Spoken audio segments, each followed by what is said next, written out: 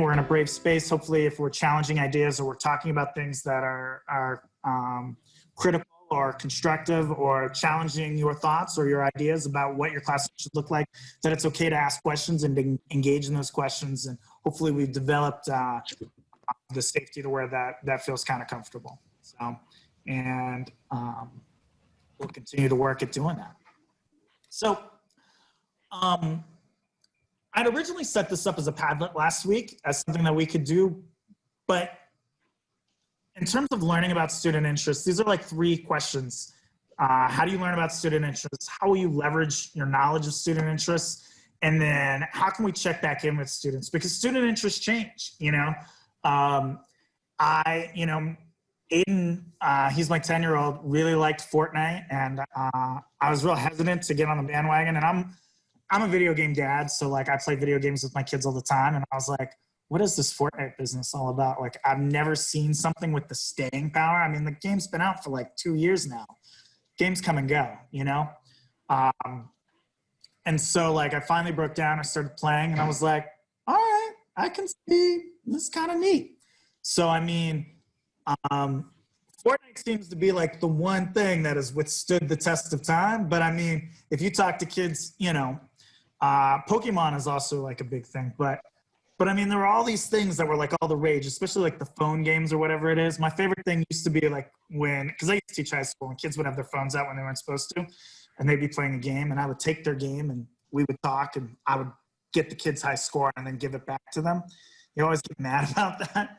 But, you know, those interests change. And so as those interests are changing, like, how do we check back in with those students? So I'm going to send you back to the same breakout rooms to have these conversations. And I want you to generate answers to those conversations however you want. I've given you, I've prepared a Google slide. I've prepared a Google Jamboard. I've given you a link to Padlet. If you want to do that in a different variety, that's fine. I just wanted to give you access to some different tools, some ideas, some practice playing around with those tools. That's kind of the intent behind creating this list. And then we'll have somebody share out some key points from each of those lists when we're done. Does that make sense? Any questions? We're ready to break out. So I figure 10 minutes for this, that should be a good enough time, right? To share ideas, get them all together, slap them down onto something, and then come back. Does that work? You guys are a lively bunch today. All right, so let's go ahead and re-break you out, and then we'll be good to go. So they come back to these mind frames about visible learning, which were like kind of like these key center points about like what it is to be a teacher and what it is that we care about as being educators. And I am gonna read to you guys. I'm really sorry. These are they're just important because they're the things that we're going to be thinking about and talking about as we kind of go forward. So focusing on the learning and the language of learning, the language behind learning.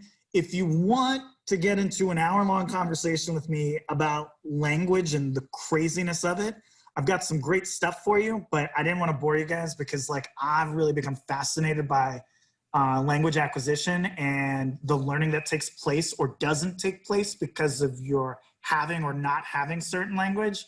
There's been some really fascinating research being done out there right now. I mean, it's crazy. So yeah, I strive for challenge and not merely just doing my best. So that idea of like really trying to challenge yourself and trying to continually to improve. You know, there's the teacher that taught 30 years and there's the teacher that's taught 1 year 30 times. So trying to be that first as opposed to that last. I recognize that learning is hard work. I build relationships and trust so that learning can occur in a place where it is safe to make mistakes and learn from others. I think that's huge because, you know, everybody's always talking about, you know, we learn more from our failures than we ever did from our successes. Because once we're successful, we're like, whoa, I did it. And then we're just kind of happy about it. But, you know, it's not until we get knocked down and we've forgotten and we're like, okay, how do I do this? And how do I get better at something, you know? I don't think I would ever be, I think in the very first session, I mentioned about how awful I was at a Socratic seminar the very first time I led it. And it took me like 6 months before I tried it again. And then probably another 4 months before I tried it after that. But eventually, like, I got good. Like, I'm not the world's greatest, but I could run a Socratic seminar now, and I feel confident about it. And it was only through all of that failure that I got there, right? And then getting our students to get there as well. I engage in as much dialogue as monologue. As a history teacher, this spoke to me because, you know, history teachers tend to get up on stage and we tend to talk until we die, right? If you ever been in a high school history department, that's exactly how they're run. It's all usually a bunch of old white guys, and sometimes you get some young people in there, and that's because the other old white guys, they died. You know, we lived the history that we taught. I inform all about the language of learning, so that way our students understand about that language and understand why the need for the language acquisition and stuff. I'm a change agent and believe that all students can improve. I give and help students to understand feedback, and you interpret and act on the feedback that's given to you. You know, the best feedback I ever got was from Jamal Forney, my 11th grade AVID student. After my first semester of teaching, I had 5 US history sections and 1 AVID section. And at the end of the semester, I felt like I didn't really focus in on my AVID kids like I was supposed to. And I had like a little end of the semester survey, and all the kids were like, "You're doing great, Mr. Powell, blah, blah, blah, blah, blah." And Jamal Forney just tore me a new one. And he was like, "We didn't do this, we need that." And it was on a Friday, and I went home and I was real mad at Jamal all day Friday afternoon. And Saturday I was like, I was even more mad, but I was just mad at myself because he was totally right. Sunday I had formulated this plan, went in and talked with him on Monday, and totally changed how I taught AVID, and really became a big fan of it afterwards. And so did my kids. But then Jamal left my class like a week later, and he transferred out. So I tell this story about to everybody I can, because Jamal never knew that he totally changed my life. So, and that's the power of feedback from our kids, right? I see assessment as informing my impact and next steps, and I collaborate it with other teachers. That teacher collaboration piece is key because, you know, like I said at the beginning of our first session again, there's not one of us that's as smart as all of us, right? So this is a big old paragraph that they have in Distance Learning Playbook Module 3 about how all of these things fold into each other, how the quality of relationship underpins these, the mind frames. Social sensitivities, it's important, and you need, because that learning is hard work, and not demean students' efforts. And, you know, sometimes that gets complicated because we know that students are capable of giving more, and we don't want to demean their effort, but we want to demand more. We want to demand excellence, right? Because our students are capable of that. Making sure that we take kids' ideas seriously and listen to how they're thinking so that we can understand where they're thinking at and where they're at in terms of that process. Feedback is about not only what's given, but what is received. And if you don't have a great relationship with kids or with that student, it diminishes that feedback's usefulness, because now it's about that teacher doesn't like me, as opposed to I can actually learn and take something from them. Teachers deeply believe that they can change the trajectory of a child's educational path. And I think that's why we got into this mess, you know? It's like one of the hardest jobs in the world. I talk to anybody I talk to that's not a teacher, I spend my time trying to tell them they don't want to become a teacher.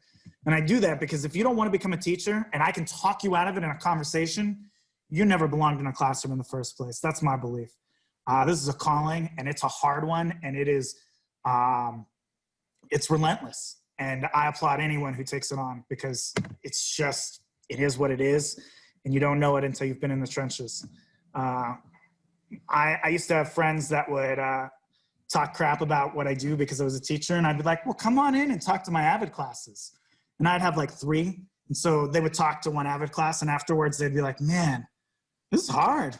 And I was like, oh, that's okay. You've only done 1. We got 2 more coming. You're lucky I got a history class right now. I'll take the load off, but you got 2 more hours worth of work. This easy job that's so easy, huh? So, characteristics of positive teacher-student relationships. Positive student relationships have an effect size of 0.48. That's just like literally having a good relationship with your kids is gonna get you 1 year's growth, more than 1 year's growth in 1 year's time.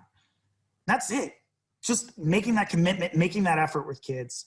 And you guys all talked about different ways that you can do that, which is fantastic.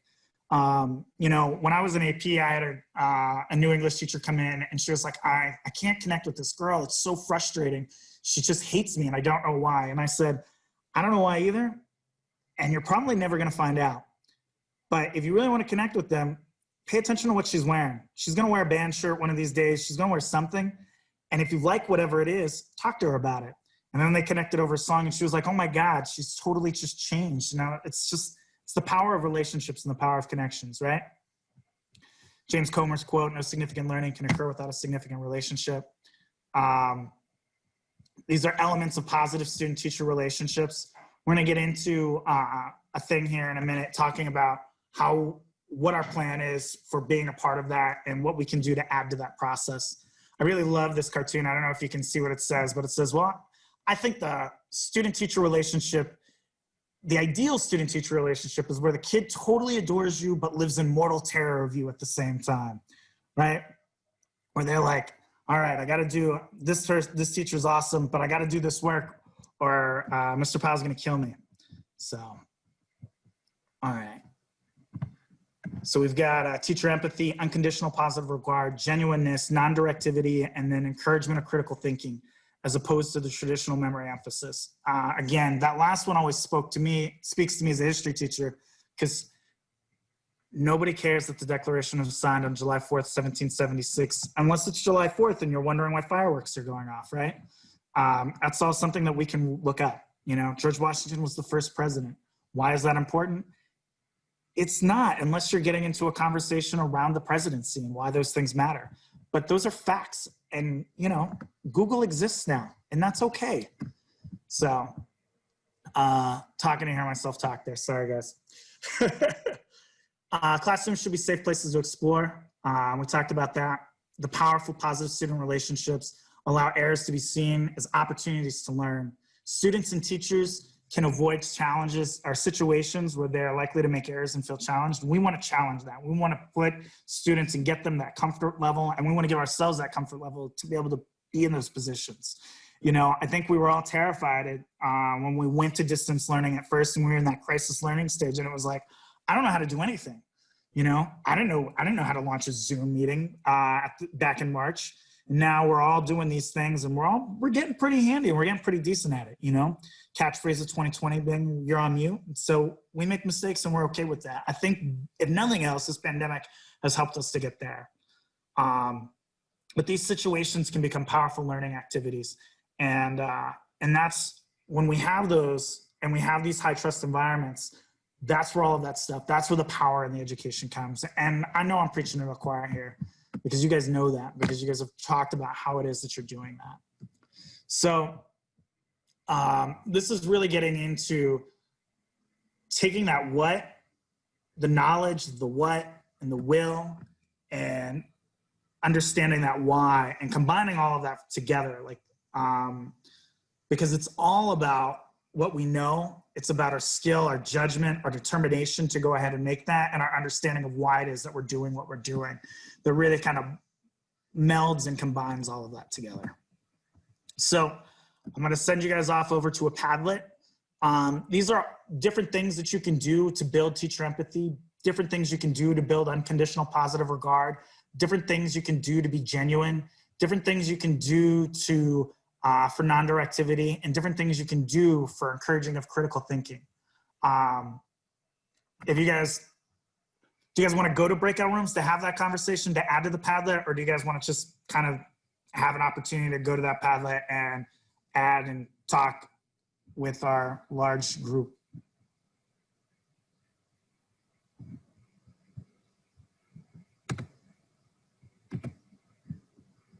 Good answer, guys. Breakout rooms.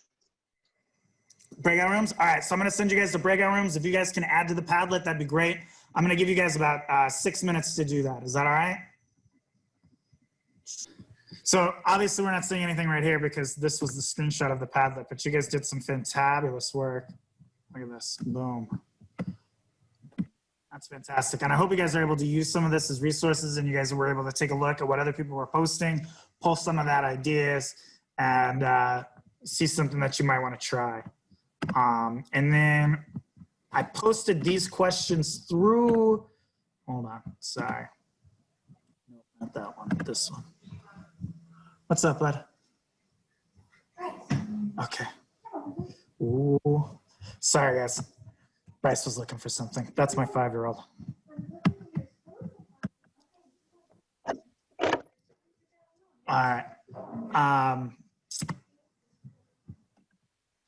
Why is it not advancing? Oh, because that's the actual Padlet. I am so sorry. There we go. Nope, that's going to link to the Padlet. And here we go. Awesome. These were the questions that I was trying to show you guys. Sorry about that.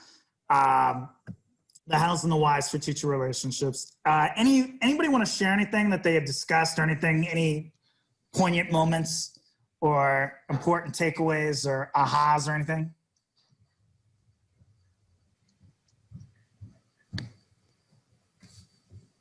I'll share one that wasn't actually mine. Somebody else is doing these bell ringers and having them do breakout rooms, and they're noticing that the students are really engaging in discussion once they put them in the breakout rooms, because we were saying that it's probably because they're not feeling intimidated by not having a teacher in the classroom. It's a smaller group, so they can talk to each other peer to peer.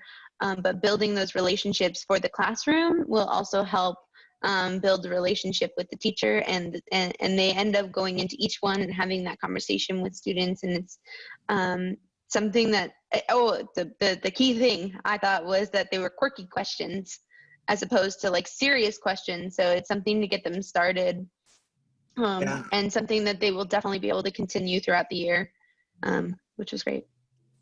That's fantastic. Yeah, I mean, we're all terrified of being in large groups and speaking. It's like the one thing we fear more than death, which is odd to me, but, and then, teachers are the same way. We'll talk to kids all day long, but put us in a room full of adults and all of a sudden we're like, you guys are weird. I don't, no thanks. Right? Right? Yeah. All right. So, peer-to-peer relationships are influenced by your teacher-student relationships. This is a story that they had talked about, but these kids are able to pick up on kids you don't like. It says Mr. Henderson doesn't want Michael in our class. Being disliked by teachers or peers has a negative influence on learning with an effect size of negative 0.19, and it's one of the few things that reverses learning. The idea, like, if I don't like you as a teacher, like, you're not only I'm not going to learn, but you're going to regress in your learning. And which is insane because, basically Hattie says, if you sit in the classroom by and large for a year and you're ignored, you're going to grow, because developmentally you'll grow. But if I don't like you when you're sitting in my classroom for a year, you're actually going to regress on an intellectual scale. So, there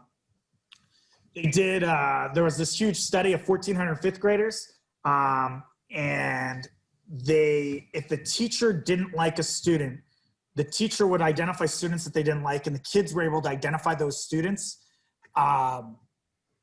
That influence or that effect of that teacher negatively impacting on that student continued on. So that kid, the next year, in a new grade, with a new teacher, with a new set of classmates potentially, was still feeling the residual effects of not being liked from the year before. Are you guys familiar with the butterfly effect? One, maybe. Okay, I see a couple of shaking and a couple of nodding. But really quickly, a guy back in I want to say it was the 60s, developed this theory that a butterfly could flap its wings in Japan and cause a hurricane in New Mexico. It was his doctoral thesis, and he got laughed out of the room. Except that now it's a law in science. That basically, if you change some of the beginning conditions of anything, even on a minute level, like rounding up temperatures, like if you're measuring temperatures, you'll get radically different results from small, tiny changes. And so there's a great video that Grace is going to post a link in the chat to that talks about the butterfly effect and what it is, and how it works. And they go into some history behind it, or some history to talk about. Are you guys familiar with Norman Borlaug? Norman Borlaug changed wheat. He created arid, cross-pollinized and genetically modified wheat so that it could grow in arid climates, and is responsible for basically saving 2 billion people's lives. And yeah, I mean, the guy changed the world. And then so this, if you think about it in terms of the butterfly effect, Norman Borlaug is credited with that. But then you could think back that the guy who hired Norman Borlaug was what is probably should be credited for that, because he wanted to hire someone to do just that work, and he so happened to hire Norman Borlaug. But the guy that hired him may have only been excited about that work because George Washington Carver, blah blah blah blah blah, and it just keeps going back and back and back. And if we don't have each of these interactions, the world is a radically different place than it is today, you know? And that's kind of what that talks about. And if it's fascinating stuff. I highly recommend you take a look at it if you get a chance. Peers, a teacher doesn't like somebody, especially in elementary grades, your kids are not gonna like them.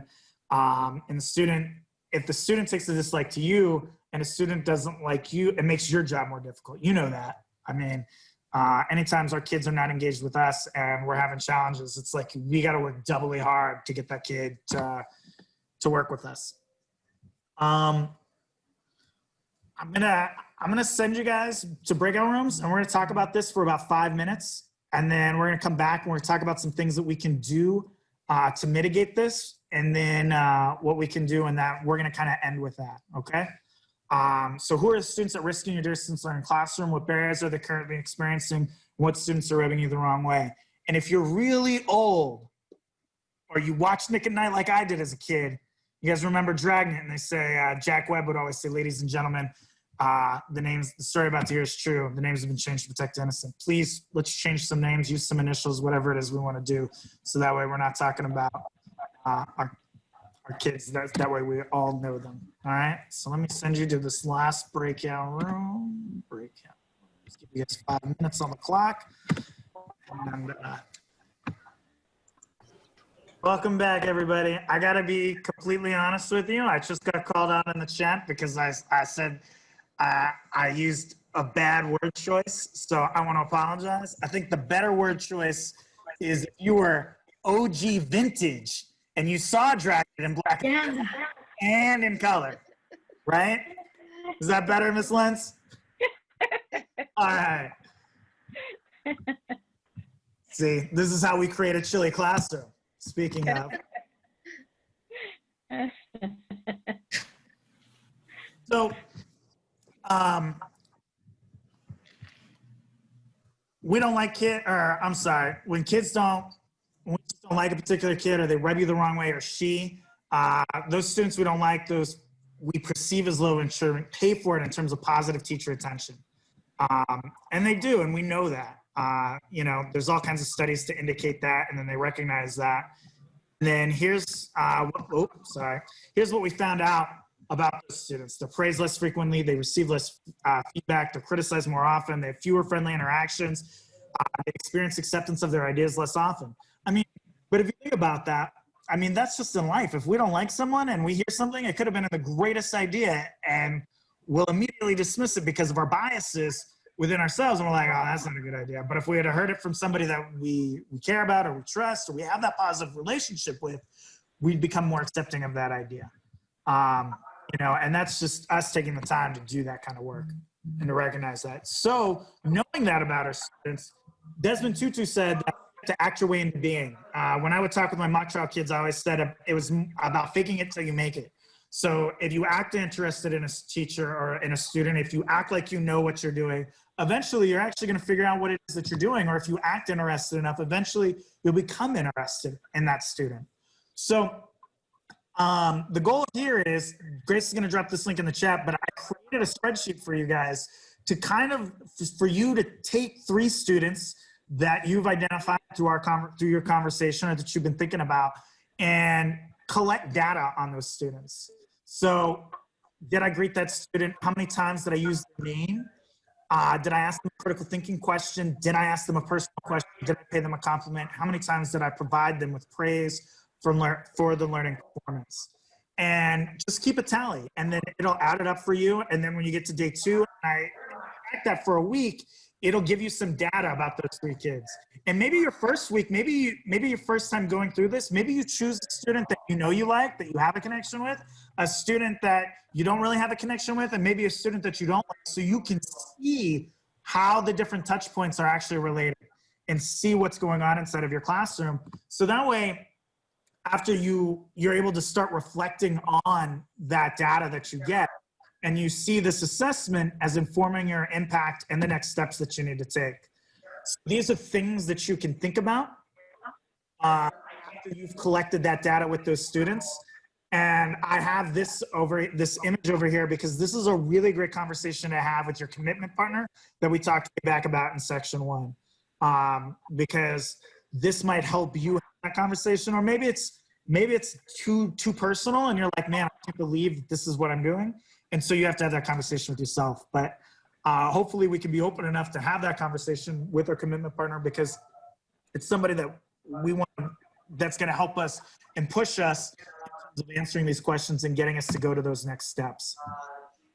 Here's where the links and the info and stuff comes fast and furious, as always. So this talks about having a system for creating, for noticing students who haven't participated. My teaching partner next door to me for a long time called them popsicle sticks of death. She literally wrote everybody's name on a popsicle stick and would pull them out, and that's who they were going to call on. You can use that in a virtual setting, obviously. They just called them craft sticks, but I thought popsicle sticks of death was funny. And she's been using it for years. Shout out to Miss Morris.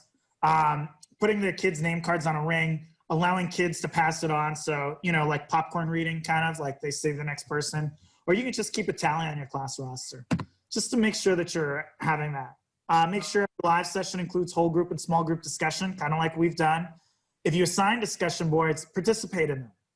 That's huge. Like if you can just add to the feedback. I noticed that when I did it with my kids, I got involved, man. The kids were talking about some really good stuff, and I would just ask more thought-provoking questions and get them to start generating those kinds of conversations. You can do that through Google Classroom if you're using it. If you're a Google district, you use that through Schoology, which Grace is going to drop the link in for in the chat. That's what I use because there wasn't Google Classroom back in my day. I guess I'm just old. And then they talk about pop-up pedagogy. Pop-up pedagogy is this idea of like, you know, you have that synchronous time with your kids, but how do we pop in, or how do we like, hey, I'm here, don't forget about me, you know, like a pop-up while you're not in that synchronous learning, and ways that you can do that. And so they talk about remind, they talk about using a motivational quote or having an intriguing question and kind of just like sending that out as like an email blast, posting photos of students and their assignments at the top of your LMS page or of your website page or things like that, asking students to submit with the completed assignment, you know, like PE teachers rejoice, like creating a pillow fort and then having to navigate through it. That is not our pillow fort. Our pillow fort at our blanket fort at our house did not look nearly as cool, but it was significantly larger. Creating a weekly email newsletter. It doesn't have to be fancy or extensive. There's a bunch of different ways that you can do this, and really just talking about what you covered in class and what you're going to cover next week in class. You know, the questions that I ask my kids every day. What did you guys do today?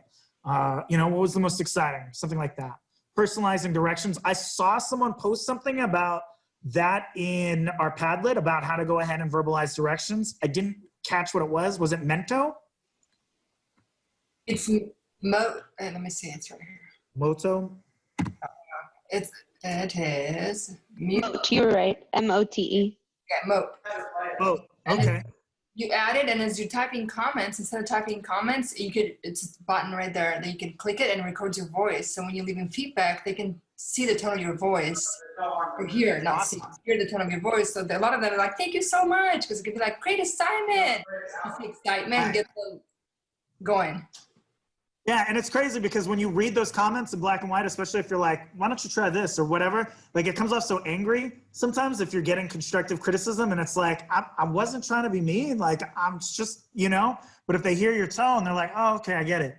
So Grace is dropping these ideas in the chat right now on creating a newsletter. The one on the left, I literally created on Google. She's gonna post a link to a video so you can take this and apply this and use it yourself. The other one is right out of Microsoft Word. I literally typed in template under Create New.